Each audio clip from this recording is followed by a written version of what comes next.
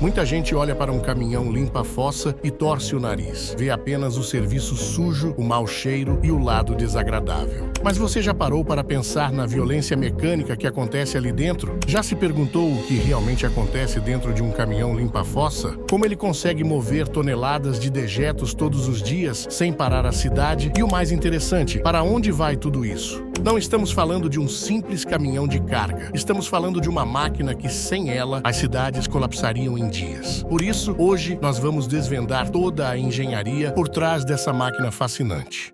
Para entender como esses caminhões funcionam, antes de tudo você tem que saber que, para a física, a ideia de sucção por força própria é uma ilusão. Mas então, como essas máquinas conseguem puxar toneladas de dejetos de uma fossa profunda? Por que ele cria um vácuo tão violento dentro do tanque que a própria atmosfera da Terra é obrigada a empurrar a carga para dentro dele? É o princípio da diferença de pressão sendo aplicado. Ao nível do mar, a bomba de vácuo do caminhão remove as moléculas de ar de dentro do tanque, baixando a pressão interna para quase zero, e a atmosfera faz o resto do serviço. Então, quando o operador abre o registro, a atmosfera empurra toda a sujeira com uma força descomunal para preencher o vácuo que criamos. É por isso que a engenharia desses tanques é tão crítica. Eles lutam constantemente para não serem esmagados de fora para dentro pela atmosfera.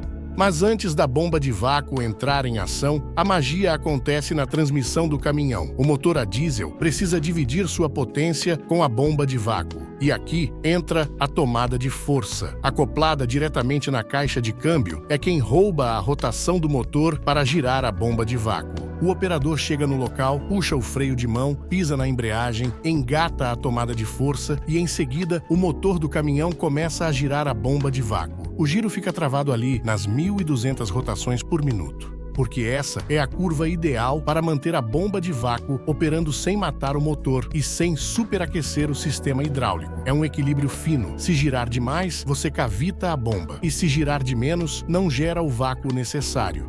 Agora, vamos falar exclusivamente do coração dessa máquina, a bomba de vácuo. Existem dois tipos principais que dominam o mercado, e cada uma tem uma engenharia completamente diferente da outra. Primeiro, a clássica bomba de palhetas rotativas. É o padrão da indústria. Dentro da carcaça dela, você tem um rotor com palhetas, geralmente de Kevlar ou fibra sintética, que deslizam para fora pela força centrífuga. Elas raspam na parede da câmara, vedando e empurrando o ar. O problema? Atrito. Atrito gera calor, e essas bombas precisam de um sistema de lubrificação constante. Se o óleo acabar, as palhetas derretem, a bomba trava e você tem um prejuízo de dezenas de milhares de reais em segundos. É barulhenta, solta fumaça de óleo pelo escape, mas é robusta e fácil de consertar. Do outro lado, temos a Elite, a bomba de anel líquido. Aqui a engenharia é mais refinada. O rotor gira dentro de uma carcaça parcialmente cheia de água. A força centrífuga joga a água contra as paredes, criando um anel de vedação. Não há contato metal com metal. Ela é mais silenciosa, não queima óleo e pode operar continuamente por horas sem superaquecer. Mas tem um custo. Precisa de um tanque de água auxiliar e é mais pesada. A escolha depende do custo operacional. O dono do caminhão tem que escolher entre a manutenção barata e frequente da palheta, ou o investimento alto e a alta durabilidade do anel líquido. Agora preste muita atenção, porque aqui é onde o amador quebra a máquina. A bomba de vácuo foi feita para mover ar, e apenas ar. Se qualquer outra coisa entrar na câmara da bomba, já era. O líquido é incompressível. Se ele entrar em uma bomba de palhetas girando, ocorre o calço hidráulico. As palhetas quebram, o eixo empena e a carcaça racha. Fim de jogo. Para evitar isso, existe uma linha de defesa, uma verdadeira engenharia de filtragem chamada torre de vácuo. Primeiro, temos o corte primário. É uma gaiola de aço inox dentro do tanque, com uma bola flutuante de aço inoxidável ou borracha maciça. Quando o tanque enche até o topo, o nível levanta essa bola e ela fecha a passagem de ar mecanicamente. O vácuo corta na hora.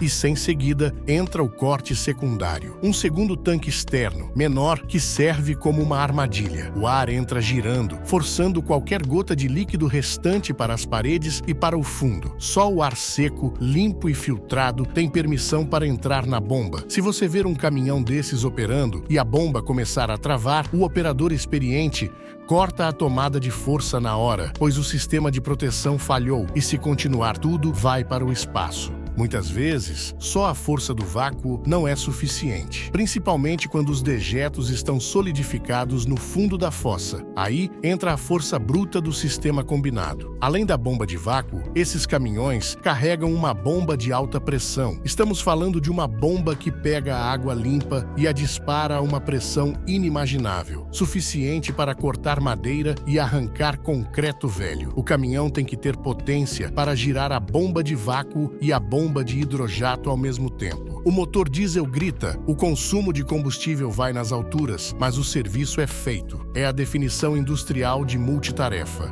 Olhe para o tanque, ele nunca é quadrado. Já se perguntou o porquê? A resposta está na engenharia estrutural básica. Um tanque quadrado sob vácuo teria pontos de tensão críticos nos cantos. As paredes planas flexionariam para dentro até implodir. Por isso usamos cilindros. A forma cilíndrica distribui a tensão uniformemente ao longo da circunferência, o que chamamos de tensão de aro. Esses tanques são feitos de aço carbono ou similar, com espessuras consideráveis. Além disso, eles têm anéis de reforço externos soldados a cada metro, como as costelas de um tórax, para garantir que o cilindro não ovalize sob vácuo máximo. É uma fortaleza de aço projetada para aguentar o abuso diário. Agora, vamos para onde a borracha encontra a sujeira. Os mangotes de sucção, geralmente de 3 a 6 polegadas. Não são mangueiras comuns. Eles têm uma espiral de aço interna rígida, pois se fosse uma mangueira simples, achataria instantaneamente com o vácuo, fechando o fluxo, igual quando usamos um canudo comum e puxamos o líquido com muita força.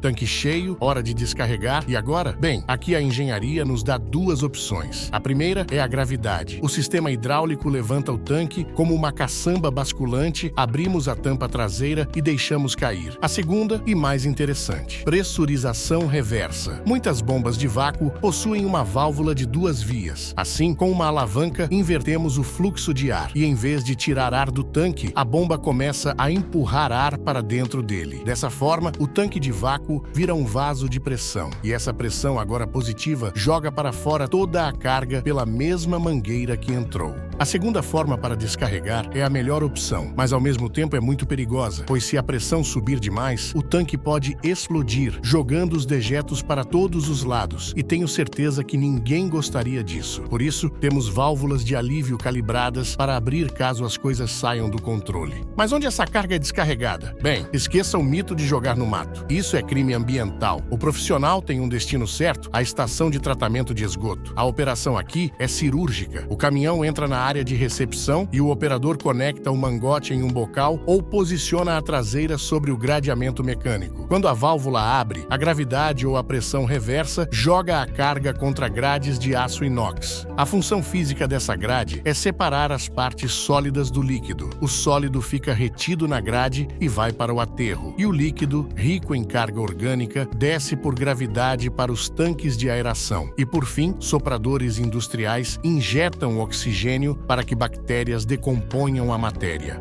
Manter essa besta operando é caro. O custo operacional de um caminhão desses não é só com o diesel, é o desgaste abrasivo, o esgoto doméstico, é um assassino silencioso de equipamentos. Primeiro, temos a química. Dentro desse tanque fechado, a fermentação gera sulfeto de hidrogênio e vapores de amônia. Isso não significa só cheiro ruim, é ácido corrosivo em estado gasoso. Atacam o aço carbono e, principalmente, comem as ligas de latão e cobre. Se as válvulas de alívio ou os registros de esfera tiverem componentes de metal barato, eles vão se desintegrar e a vedação vai para o espaço. Por isso, caminhões limpa-fossa de alto nível exigem válvulas de inox ou ferro fundido e vedações especiais porque a borracha comum resseca e racha em contato com essa mistura química. Mas o pesadelo mecânico real são os sólidos fibrosos. Papel higiênico se desfaz, mas lenços umedecidos, absorventes e plásticos não. Eles criam o que chamamos de efeito estopa. Esses materiais se entrelaçam e formam cordas dentro do tanque. Quando você vai descarregar, essas cordas de lixo fibroso enroscam na saída. E a única solução é o operador abrir o tanque na marra e com um gancho de aço arrancar aquela bucha de detritos. E tem mais. A sedimentação sedimentação. O esgoto cria uma crosta no fundo do tanque que endurece como cimento se não for lavada diariamente. Isso diminui a capacidade volumétrica do tanque. Você acha que tem 10 metros cúbicos de espaço, mas tem 2 metros só de borra calcificada no fundo, roubando sua carga útil e pesando no chassi. Assim, manter um caminhão limpa-fossa rodando exige lavar o tanque por dentro, trocar vedação corroída por amônia e desentupir o registro na base da força. É um trabalho onde a mecânica sofre tanto quanto o operador.